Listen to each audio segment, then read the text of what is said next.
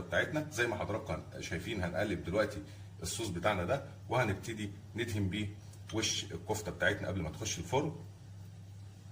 ودي التكايه اللي انا قلت لحضراتكم عليها هنعملها قبل ما نخش بالكفته بتاعتنا الفرن دلوقتي.